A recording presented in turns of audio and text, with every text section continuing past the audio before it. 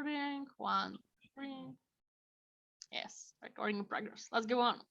So, Jade, let's introduce yourself if you can. Tell me Of, something about you. of course, great. Thank you for allowing me on here. It's amazing to be here. My name's Jade. I'm from the UK. I'm 29 years old and I'm actually a relationship mentor and life coach. That sounds really amazing. it's Okay, nice to meet you too, and I'm happy that you came to my podcast. Thank you so much for this. Thank you. Okay, so let's tell us why actually do you love Egypt, or why did you came to Egypt? Well, believe it or not, I actually came here on holiday in 2007. Wow. And yeah, I know. And the very first time I came here, I just fell in love with the country. As soon as the airplane door opened and I stood on the ground, I felt like I was at home. And that probably sounds really, really weird, but I was like, this country had such a big impact on me since I arrived. So I came here 13 times on holiday, and then I moved here in 2011. Oh, but you told me that you are 29-year old, right? So you are just Yes. 1 year older than me. So we are the same age actually. And I came to Egypt in 2013 and I was 20 years old. So you was very young when you came to Egypt for the first time. Yeah, I came on a family holiday. I was 14 years old. Oh my God. Yeah, it's So still young. yeah, but I came on holiday to Sharm el Sheikh and I loved it. And I came twice a year. And then one year I came 3 times. And every time I was about to leave, I always needed to know when I was coming back. It was really weird. I think most people have a love-hate relationship with Egypt. You either love it or you hate it. But when you love it, you really love it. This I understand because I have the same as you. So I completely understand this. Oh, good. I'm glad I'm not the only one. No, you are not. Okay, and when you came here for the first time, okay, it was 14, you say, in Sharm el Sheikh. So Yes. did you fall in love with some Egyptian man in the first time when you was here? No, I didn't. No. Thanks God. I'm happy for this actually.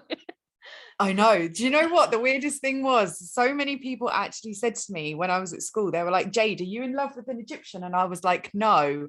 And the type of Egyptian that I definitely wouldn't go for, I ended up marrying later on. So it was really, really weird. Yeah, very but amazing at the same time because you are like exception, Most of the women fall in love to some Egyptian men, and that's the reason why they love Egypt. Yeah. Yeah, no, that's what I think is the huge difference with so many women, and you can tell with them straight away that you can have a life here in Egypt if you've fallen in love with the country first. If you're here because of a man, from my experience, what I've seen, if you come here because of a man, your experience will be a lot different. Yeah, I agree in this point. Absolutely agree 100%. A lot different. Yeah. So what was actually the first point? Why did you fall in love with Egypt? What was the reason? The first thing which you remember? The feeling that it gave me when I came here, and I can't describe it. I just felt like I was coming home. And it sounds really weird, but me as a person, how I am as a person, I feel like I really fit in with the way Egyptian people are. I feel that Egyptian people are very family orientated people, and I absolutely adore my family. I also feel that they're very deep and interesting people to talk to. And I feel that you can actually really learn a lot from some Egyptians. And that was another thing that I loved. I fell in love with the culture as well. And if I'm honest, how Muslims are looked at in the UK compared to how Muslims are looked at here in Egypt, it was completely different. So it actually really made me fall in love with Islam as well, and have a completely new outlook on life and in Islam as well. So it completely changed my whole way of thinking in so many ways too. So if I can ask you, are you a Muslim or not? I am, yes. Alhamdulillah. It's amazing. Alhamdulillah. I'm happy for it. Okay, so it's amazing. So then we'll move on a little bit. So when you was going to Egypt twice a year, you told, so you always go to the same destination or you change it? No, same destination and same hotel. So simple like your home. So you just same hotel. Literally. And even we had the same room, you can imagine. So it was literally like I was going home every time. Okay, and all the time you came with your parents? Or Yes, were I came with my parents and my Hmm, brother. And your a few brother times also? I came, Wow. yeah, a few times I came with my grandparents, Hmm. and because it was the hotel itself was English, so there was a few families that would come at the same time as well. So it was a nice big group of us in the end, because the hotel that I went to was very popular. So a lot of guests were repeaters. Like some would go 4 times a year to the same hotel because the staff were that amazing. And I actually worked in that hotel company afterwards as well when I moved here. Hmm. Oh my God, it sounds already like a British embassy, not a hotel at all. No, literally, it was a British exclusive hotel. That was it. We were taken over. Okay, it's amazing. Okay, and what about now? You live in Egypt, I know it well. So you live here alone or with your parents or brother or something like this? Yeah, so I moved here in 2011. So I've been here 10 years now. Mm. And my mum and my brother actually moved over with me. And then after 5 years, my brother moved back to the UK. So now it's just me and my mum. Okay, and where exactly do you live? I'm in the city, not the street. Ah, Okay, the city. I'm based in Sharm el Sheikh. So you stayed in the Sharm el Sheikh. You didn't move Yeah, it. I stayed in. No, do you know what? Even the same area, like the hotel that I visited is literally like about a 20-minute walk from where I'm living. I'm like a creature of comfort. I need my home comforts around me. So and it's quite a quiet area of Sharm. Like there's other areas like Nama Bay and Old Market is quite busy, whereas where I'm based it's nice and quiet. So that's another reason Mhm. why I picked it as well. Okay, so I believe I will come to visit you soon. No worry, if you're in Sharm el Sheikh. Yeah, you're more than Usually before me. welcome. I can be your tour guide. Okay, so you know the city very well. That's good. So tell me about how did you meet your Egyptian love? Because you told me you fall in love with Egyptian man at the end. So can you tell Yes. me? Yes. On my last holiday what happened is my mum and dad actually split up Oh in my God, in Egypt? July. No, July 2010. It was just Mhm, after one of our trips. So we already had, because we'd always planning ahead, we already had one visit already booked. mhm, So because it was already booked, instead of one of my parents coming, one of my friends came instead. So it was me and a very good friend of mine, my brother and my dad. So when I was here on holiday, it was actually one of the guys that was working on the entertainment team of the hotel mhm. that I actually started speaking to. And then one thing led to another, and yeah, 6 months after meeting him I moved here. Okay, so my very question will be, you wasn't afraid that he's a scammer when he worked in a hotel? I mean, you know. Do you know what, at the time I think I was in a very vulnerable place at the time, because my mum and dad had just split up, and You needed it someone, did right? it did hit me very hard. But at the time I didn't think I needed anyone, but he came into my life, and at the time when he was speaking to me, he was saying everything that I needed to hear.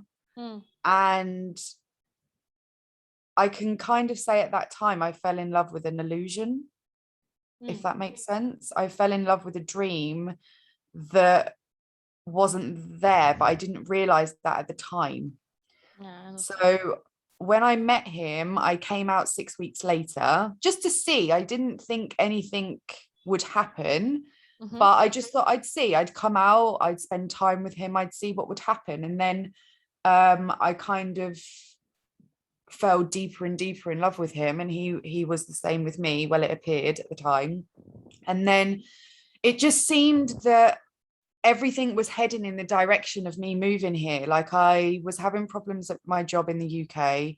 I also didn't know where my future was going in the UK because I just finished school at 18 and I really didn't want to go to university because I'd really studied so hard in my education that I just thought, you know what, I actually need a break. So I thought I can move to Egypt, even if it's just for a year. I can get some life experience. If it doesn't work out, I can just come back and go to university. Like it wasn't a problem. Do you know what I mean? Yeah, and 11 years later, I'm still here. Okay, but didn't you think, for example, to study in Egypt, in university? No, I didn't think that because as soon as I moved here, I was like, right, I need to start working. So because he was in the entertainment industry, I started working there. And the hotel that I visited on holiday actually needed English entertainment. So they were like, Jade, come and work with us. So that was what I did. Amazing. I worked there for 3 months, but the work here in the entertainment industry, oh, it's like, I can't even tell you, it's exhausting. Like I was working 12 hours a day and I was really tired, and the salary that I was getting was nothing compared to the UK. Yeah. So, Can you tell us how much it was in Egyptian pound, if you don't well, mind? I was getting it in dollars. So at the time it was $350. So back then I think the exchange rate was about 8.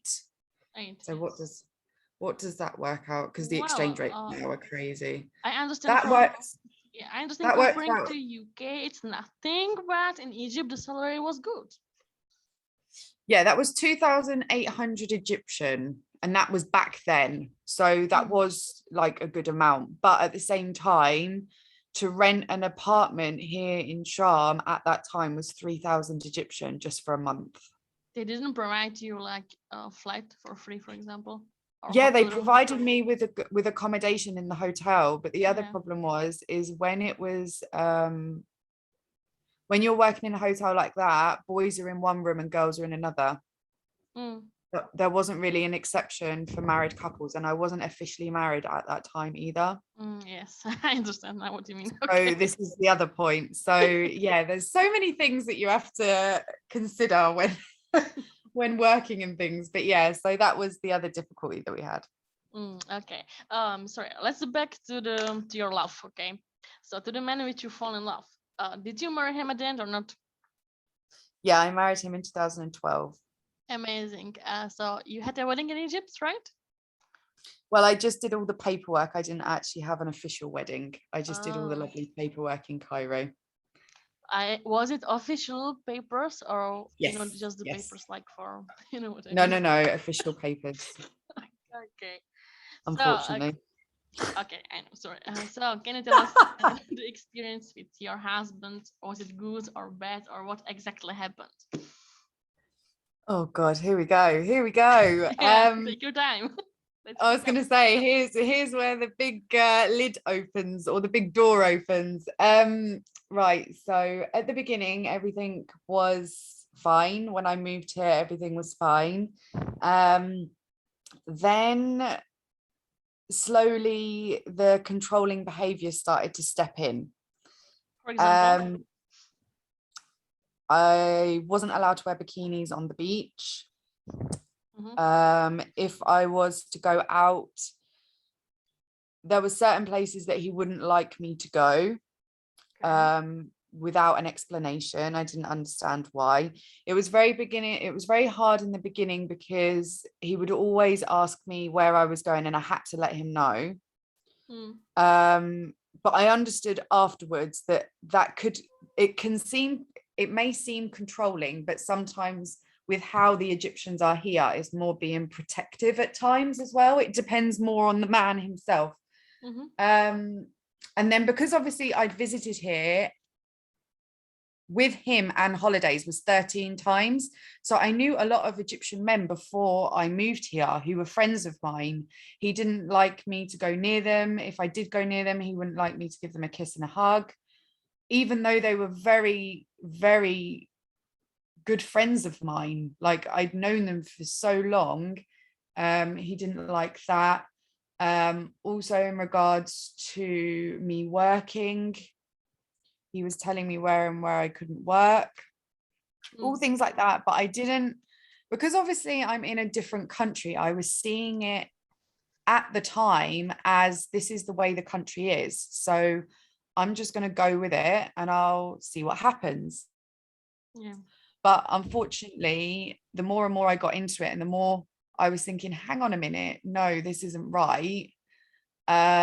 He then started to become abusive, unfortunately. So it started on a physical level. And then after that, it was very, very much with his words. He was very strong with his words. He was manipulating his words, something terrible, because he'd switch everything over to me. Because of his job as well, working in the entertainment industry, especially here in Sharm, the women drop everything for them. So at times I would feel quite insecure, and when I would, he'd never what's the word, how can I say it? See, I told you I forget my English living here so long. Sorry. Like, he'd never comfort me, that's the word. He'd never comfort me. He would actually turn it on to me by me, the one being possessive and me being controlling. And I was like, no, hang on a minute. If you're married, like, you shouldn't be messaging other women. You shouldn't be going out to nightclubs and leaving me at home by myself. Like, there was so many issues. And then we went into buying our own property because we thought it would be better to buy our own property than to waste money on rent. So we went into it together, but there was no effort. Once we'd signed the papers, there was no effort from his side. Luckily, I put my name on the contract as well. But there was no effort from his side wanting to step forward. And whenever it was mentioned, again, it was just more emotional and verbal abuse that I was getting from him. And for me, it was like, it's not normal that, okay, we was trying to arrange where we was going to live in our first property, but he was very distant. And it just seemed, he thought that was fine. He thought that was absolutely fine. But the more and more time went on, and when the apartment actually was ready for us to move into, he wasn't making a step to move forward into it, because I've later realized that he enjoyed his life thinking that, I'm married, but I can have my freedom as a single man. Well, no, that's not part of it. So when it actually got to the point that the apartment was ready and he wanted to move in, he was constantly making problems. I would have silent treatment for 2 weeks. He'd make an argument and then not speak to me for 2 weeks. And then in the end, I had to get his family involved. And then I'm thinking to myself, you're supposed to be married to me. You're the one that's supposed to be making the effort. Why have I now got to speak to your family? Nothing was making sense. That because his words would cut like a knife. Like, they were so spiteful and so vicious that I would rather him hit me than say the words that he'd say to me. And it knocked my confidence that much to believe that I needed him. And if I didn't have him, I'd have nothing. Yeah, I can actually honestly say that I was at the point that I was petrified to be on my own, because he made me believe that I was that fat and that ugly that no other man would take me. And that, when you're being told that time and time again, it really knocks your confidence. And because it was always, he'd be like that, and then he'd be all nice and friendly again, and then let me fall in love with the illusion that, when we move in the apartment together and we will start to have children, everything will be fantastic. This is just a hard period to go through. It then made me feel that I have to go through the bad to get the good. But the bad kept coming. There was no good coming out of it. But I was so in love with an illusion of a dream that was actually never going to happen. It was actually making me not see what was actually going on in front of my eyes. Yes, I understand. And they are masters in it, so it wasn't their mistake at all, Actually, I'm very sorry that you experienced something like this. It sounds really horrible. Can you tell me how long have you stayed with him? I actually stayed with him for 8 years. 5? 8. 8? Oh my God, it was very long. No, but the thing was, Okay. and this is what I want to tell so many women, is Yeah. that I mentally left the marriage 3 years before I actually physically left, because I knew that he wasn't giving me what I deserved, but because he made my self-confidence drop so low because of the words that he said, he actually made me feel it was my fault. So I was constantly trying to put things right. And because I was scared to be alone, that actually stopped me from leaving. But then at the end, I thought, do you know what? No one's making me happy. And the only person that can make me happy is me. And because we owned a property together, he also said that if I left, that I would lose the property. And he first of all, he said he'd burn the property. Secondly, Yeah, okay.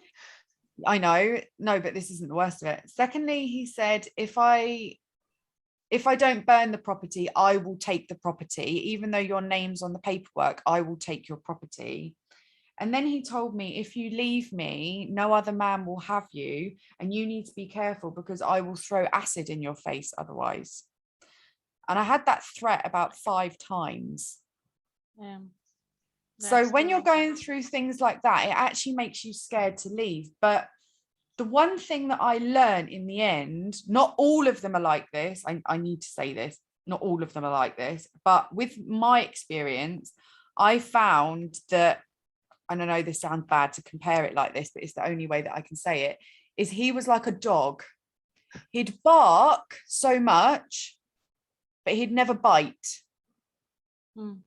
Meaning he'd say all the bad things, but he'd never actually do them. Yeah. Never. So when I actually decided to leave, oh my God, all hell broke loose. His psychotic side was completely revealed, completely, to the fact that he stalked me continuously. I actually lost 2 jobs because of it. Any person that I was speaking to, he was then going up and speaking to them, begging them to speak to me so I would go back to him. He actually tried to fake his own death in Cairo to make me go running to the hospital. Oh my God. Yeah. Okay. And continue. There was a lot of confrontations between me and him because the security of my compound, he was paying the security of my compound to watch me when I was going in and out as well. So I had no freedom whatsoever. I was completely isolated. And yeah, after doing a few police reports, he's finally calmed down. Finally. It took 2.5 years, but he has. So how did you manage a divorce at the end with him when he was so complicated? Well, I actually I was quite proud that I went into the Egyptian mode of things. So when I did everything, I actually consulted his family, and his family came to Sharm el Sheikh. They're from Alexandria. And oh, okay, maybe I will know them. yeah, they came all the way from Alexandria, which is a 12-hour bus journey. They came all the way down, and my mum's actually married to an Egyptian as well. So it was like a big family meeting between the head of his family and my mum's husband. So they actually spoke, and then I actually realized that his family didn't speak 100% English. So I actually found out that he wasn't translating fully to his family what actually was going on. So his family didn't really they knew that whenever we'd have arguments and stuff, they knew certain things, but his bigger uncle didn't know the full extent of what I was going through. Yes, of course. So when he actually found out, he actually said, "No, Jade, it's fine. You can go. It's no problem." So is it in? Okay, good. And I was just like, whoa. So Yes, when he exactly. did that, my ex-husband didn't stop him. It didn't stop him. He just continued. So then I actually had to go to a lawyer and apply for, is it Holha? Is that right? Is that how you say it? Yes, yes. Yeah. So I applied for that. My lawyer actually, before he applied for it, he actually went to him himself and said, look, Jade will happily take this settlement with the apartment and the divorce. If you can do the divorce, she will do this. And he said no. So I had to go through the divorce process. And the annoying thing is, for me as a foreigner to go through the divorce process, it's $500. For him, it's 150 or 200 Egyptian. Yes. And this Yes, is the so most annoying thing. So I said, do the divorce for me and I will give you more than what you're entitled to in the apartment. He refused. So I said, okay, fine. I will go to the court with everything. I didn't want this to be nasty at all. That was my least intention. At the end of the day, I was still mourning the fact that my marriage that I thought was going to be a happily ever after didn't, you know? yeah. And then I just thought, no, I now need to take my right back, because he did take advantage of me financially as well. I put a lot more into the apartment than he did. So I thought, no, I deserve to take my right back now. Yes, Because sure. this is the thing, sometimes we give, and we don't know our limits. Exactly. And I thought, do you know what? I've given my heart and soul and everything to this relationship. And now I need to give back to me. And that was the decision that I thought, do you know what? For the very first time, I'm going to put me first. It felt weird. It felt horrible, but I knew I had to do it.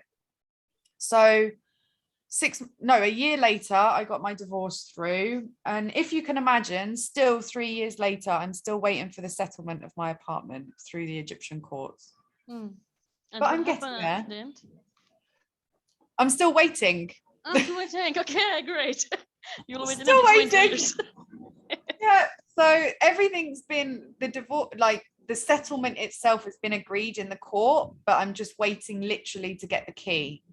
So Yeah, so you will still wait. Don't worry. exactly. No, but the thing is that I want women listening to this to know is that this man told me that I would never, ever get my hands on this apartment. 3 years later, I'm standing here with a great lawyer who's fought for me and fights against, like, he helps foreigners against Egyptians, and he's got me my right. You know, I didn't know that when I divorced, because when I left him, I didn't live in my apartment. I didn't know Islamically that he should provide for me until the divorce came through. Yeah, and maybe even after divorce, as I remember an Egyptian law should be that even if you divorce and you don't have money to continue life, he should at least provide you a place to stay and basic money for food. Yeah, I didn't know this, but my lawyer actually took that forward in the court and he got me my money back. Good. This is what I'm saying. There is good people and good lawyers out there. So I don't want anyone listening to this thinking that the threats that a man is making is what's actually going on.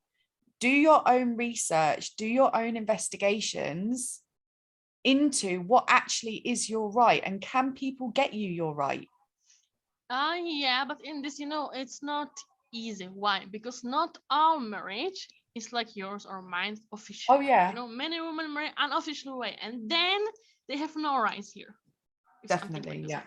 That's the biggest mistake what they are doing, and they don't understand this, and it's pissing me off so much. To be honest, and also the biggest thing is that I've learned now is whenever you buy anything, make sure your name is on anything.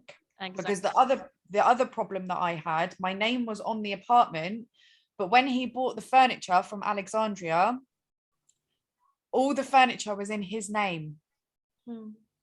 But I paid some of it. So because my name wasn't on the receipt, the court didn't take it that I bought it because everything was in his name. Yeah. So Agree. Yeah, so it's making sure if you buy a car, you get into business, you buy a property, that your name is on the contract.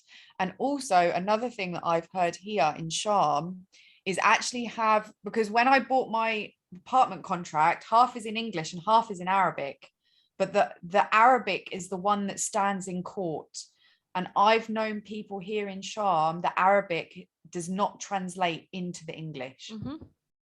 So to always make sure that you have an independent translator with you to make sure that the Arabic is the same as the English translation and that you're signing officially for what you should be receiving. Absolutely agree with this. Absolutely. It's a very important point. Not to get bitten in the backside afterwards. Yeah. Fine. Okay.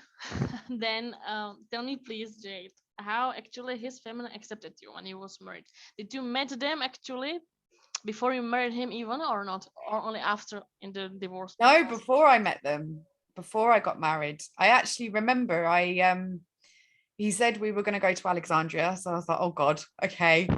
And I was really, really nervous, and it was the first time that I'd actually left Sharm. And it was the first time to actually really experience Egypt as a whole. So I was just like, I was 19 at the time. So I was like, I felt like I was like a little kitten being taken out into the world. And we actually didn't stay with them. I was staying in a separate apartment. And then one day we were just driving around, and then he stopped outside a house, and I was like, this isn't our apartment that we're staying in. He said, no, I'm taking you to meet my family. And I was like, good surprise. oh my God, what? But I walked in and his mum was sitting there, and I sat down, and then I was talking to his cousin, because his cousin spoke a bit of English, and I was really shy. And then she looked at me dead in the eyes, and then she said to my ex-husband, she said something in Arabic, and then he patted my head and kissed me on my forehead. And I said, what did she say? She said, you have a very, very white heart, Jade. And if he dare leave me, that he was never allowed in the house again. Good. And I looked at him and I thought, I don't believe it. huh? Did they keep their words? I don't believe, right? Oh no, now no. But I just thought to myself, you've never met me before, and I've been in your house 5 minutes, and you can already tell the type of person I am. Like, I just thought, wow, it really shocked me. And then later on, I realized, like, she's one of 5, but she's like the proper mum of the family. Like, all the kids are around her. All the kids absolutely adored her. So, but yeah, all of his family, they were lovely. They were really, really nice people. Oh, people from Alexandria are famous. They are very kind, and I can tell you personally, because I live in Alexandria, right?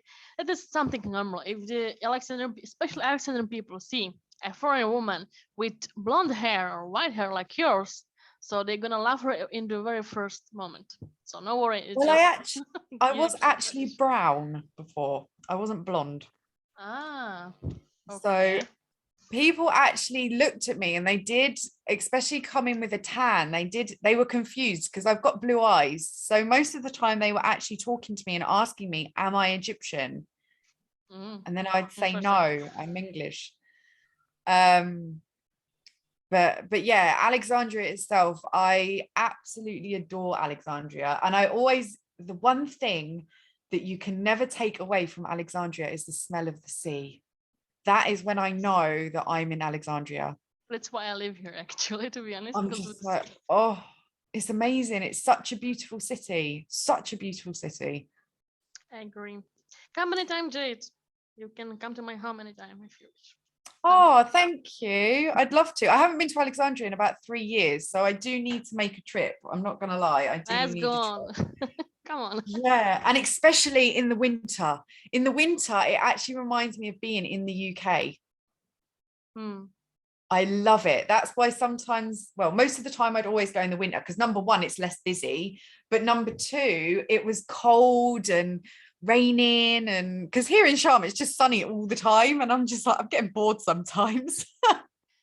Yeah, you know, but this is a good point because I hate winter in Alexandria. I hate it because I'm Oh, used from my country that in winter we have a snow, so I want a snow. yeah, But here I hate the raining weather. You know, that's my problem. yeah. So what I do mostly in the winter, January, February, I travel to the Luxor, to the Hurghada, and Oh, good places to okay. have the sun.